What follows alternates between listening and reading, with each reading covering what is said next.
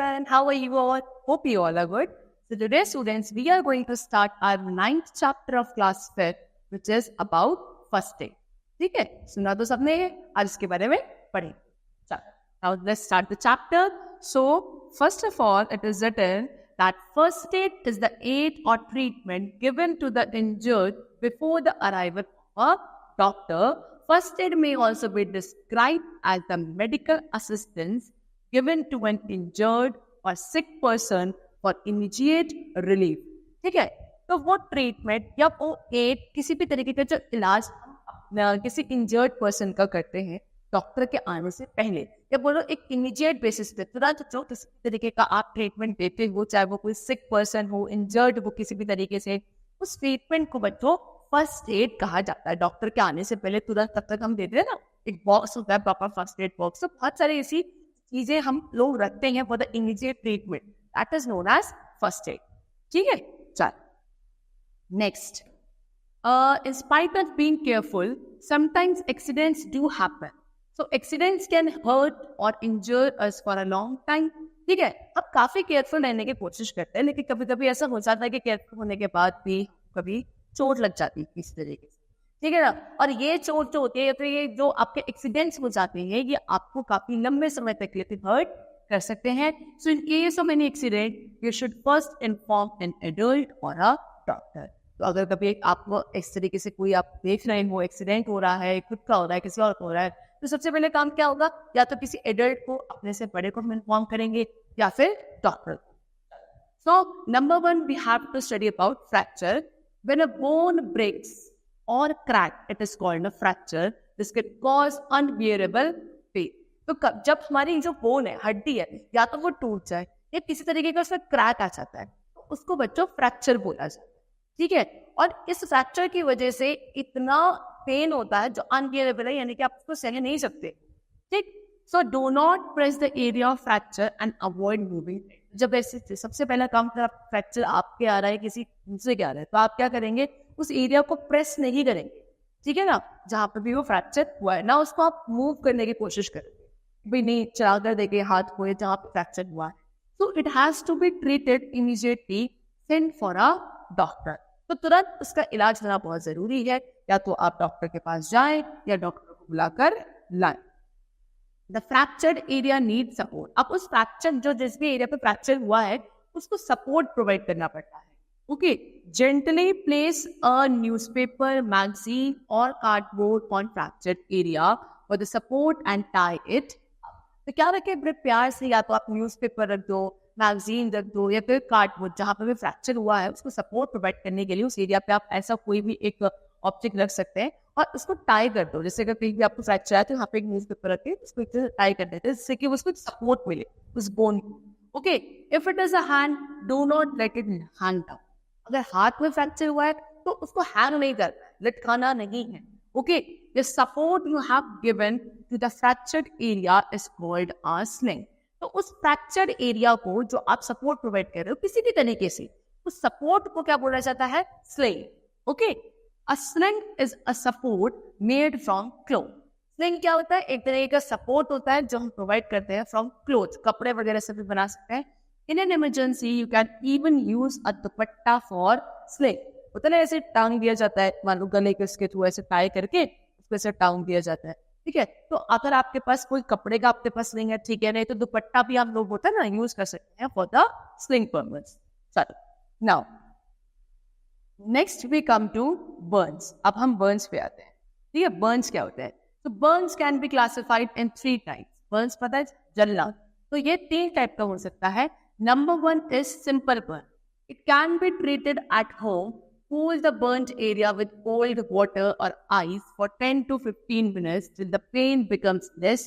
Apply antiseptic lotion. क्या बोला, simple Burns क्या होता है. सिंपल बर्न्स बेटा इस तरीके के बर्न्स जो नॉर्मली होते हैं घर में, आप उसको आसानी से ट्रीट कर सकते हो.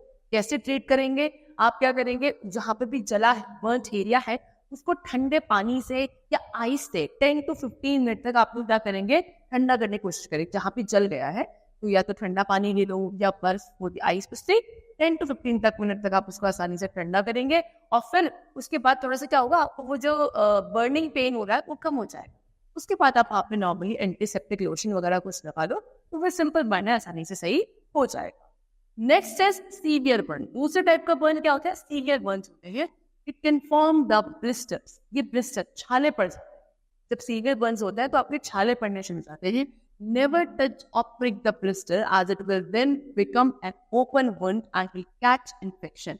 तो कभी भी जब ब्लिस्टर्स हो जाए, सीवियर बर्न पे ब्लिस्टर आएंगे, छाले पड़ जाएंगे, तो ना तो आप उसको क्या करोगे, टच करोगे ज्यादा, ना उसको सिर्फ प्रेस करोगे, यानी कि छेड़ना नहीं है। अगर आप उसको छेड़ते हो तो फिर वो और ज्यादा आगे परेशानी करता है। कैसे करता है? वो एक तरीके से घाव हो जाता है, ओपन खुल जाता है। वो घाव में क्या करता है? आपके इन्फेक्शन बनने के चांसेस है ना।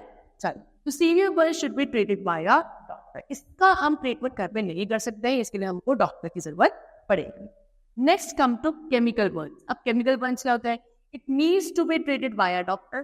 केमिकल बर्न्स को भी कौन ट्रीट करेगा? Doctor.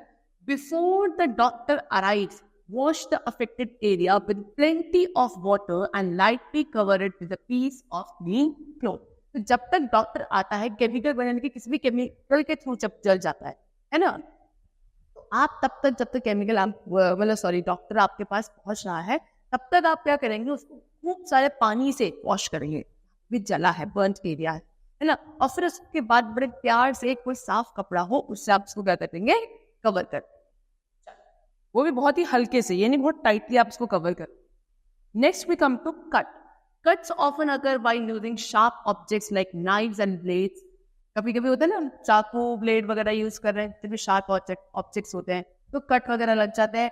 Wash the cut with soap and water. तो क्या करना है? जहाँ पे भी कट आया है, उसको सोप एंड वाटर से आप वॉश करेंगे। Apply an antiseptic lotion on, और उसके बाद एंटीसेप्टिक लोशन लगा देंगे। Protect the cut area from dust and germs by putting a bandaid on it. जहाँ पे भी कट आया है, उसको हमें इन्फेक्शन से, डस्ट से, जर्म्स वगैरह से प्रोटेक्ट करना है। कैसे? वहां पे आप एक छोटी बैंडेड होती है, उसको लगा दो, है ना। So if the cut is deep, take the victim to a doctor as he or she may require stitches. और अगर कट कुछ ज्यादा ही गहरा है, डीप है, तो फिर उसके बाद डॉक्टर के पास ले जाना पड़ेगा, क्योंकि डॉक्टर फिर उसमें स्टिचेस लगाएगा। ठीक है, नॉर्मल है तो घर पे ट्रीट हो जाएगा, अदरवाइज डॉक्टर के पास ले जाना पड़ेगा for the stitches. Next we come to bleeding from the nose. Nose से जब bleeding, many people bleed from the nose in summers when small blood vessels capillaries burst।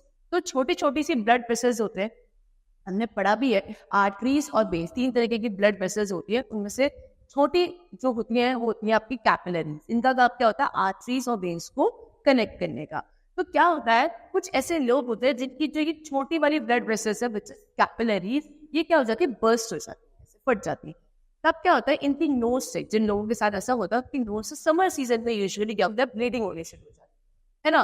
To stop bleeding from the nose, pinch the bridge of the nose and apply ice on the head. तो आपको knows से जो bleeding हो रही है, उसको अगर आपको रोकना है, तो आप क्या करेंगे? उनका जो नोज का ब्रिज है, यहाँ पे ये वाला पोर्शन, इसको ऐसे आप क्या करेंगे? पिंच करेंगे, है ना। और उसके अलावा क्या करना है? हमको आइस जो है उनके सर पे अप्लाई करनी है यहाँ, ठीक है। If ice is not available, pour cold water on the head। अगर आपके पास क्या नहीं है? आइस नहीं है, तो ठंडा पानी डालो। कोई मिलाकर ठंडी चीज सर के ऊपर डालनी है। Ask the victim to breathe through the mouth।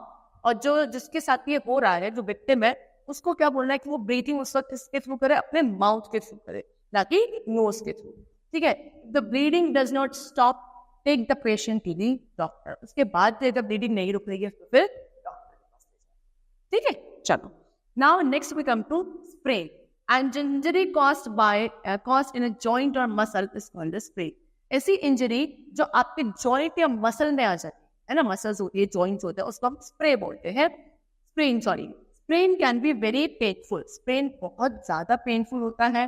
Put the sprain part in cold water on the first. जो भी आपका स्प्रेन वाला पार्ट है, उसको सबसे पहले दिन तो आप क्या करेंगे? ठंडे पानी में रखेंगे, ठीक है। And then in warm water from the second day on. और सेकेंड डे से फिर उसको गर्म पानी, यानी वार्म, तो बहुत ज्यादा गर्म भी नहीं और बहुत ठंडा भी नहीं, उसमें हम लोग उसको क्या रखेंगे? सेकेंड डे से रखेंगे।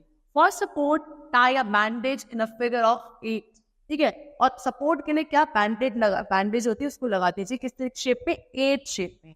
If the pain is unbearable, the patient must be taken to the doctor. और अगर जो दर्द हो रहा है, पेन हो रहा है, वो अनबियरेबल है, नहीं सहा जा रहा है, घर के इलाजों से काम नहीं चल रहा है, फिर डॉक्टर। लास्ट स्कोप तो हर चीज में बेटा डॉक्टर होता ही है, लेकिन अगर कोशिश करी जाए, छोटी मोटी अगर इंजरी है तो घर में ट्रीट करी जा सकती। Now next we come to electric shock. Electric shock would be fatal. बहुत ज्यादा फेटल नहीं बोले तो खतरनाक हो सकते हैं इलेक्ट्रिक शॉक, लग जाता है ना। So in case of an electric shock, first switch off the main power supply. तो अगर कभी किसी को इलेक्ट्रिक शॉक लग रहा है, सबसे पहले क्या किया जाएगा, जो मेन पावर है जहां से मेन आ रहा है उसको स्विच ऑफ करेंगे। Okay, if the person suffers from burns, cover the affected area with a saline bandage। और अगर मान लो इलेक्ट्रिक शॉक की वजह से जिस भी इंसान को लगा है उसके बर्न यानी कि जल भी गए हैं, तो आप क्या करेंगे, उस एरिया को जहां पे भी वो जला है उसको आप एक बैंडेज से कवर करेंगे। Clean cloth would also be used। उसकी जगह आप एक साफ कपड़ा भी यूज कर सकते हो। In case the shock is severe, immediately rush the victim to the hospital. और अगर आपका जो वो शॉक है वो बहुत ज्यादा मतलब ज्यादा बड़ा शॉक लगा है, सीवियर है, तो फिर तुरंत आप उसको कहाँ लेके जाएंगे, डॉक्टर के पास लेकर जाएंगे। You should be very careful while handling electric gadgets. तो जब भी हम इलेक्ट्रिक गैजेट्स यूज करते हैं बहुत केयरफुली करना है। Okay, don't touch them with weight hands. कभी भी गीले हाथों से, गीले पैरों अगर आपके हैं तो आप किसी भी इलेक्ट्रिक गैजेट को टच नहीं करोगे। Okay, also wear rubber sole shoes और स्लिपर्स व्हाइल हैंडलिंग देम। और अगर आप कर रहे हैं कभी भी, तो फिर क्या करना है, आपको रबर के जो शूज या फिर स्लीपर्स कुछ भी आपके पैरों में होने चाहिए, है ना, तब जाके आप क्या करेंगे, किसी भी इलेक्ट्रिक गैजेट को होल्ड करें। ठीक है बच्चों, तो इस तरीके से प्रिकॉशंस खुद से भी लेने चाहिए सो दैट इंजरी हो ही ना, है ना। फर्स्ट एड या किसी भी डॉक्टर की रिक्वायरमेंट हमें बढ़े। So that's all for the chapter. Hope you all liked it and understood it. Thank you everyone.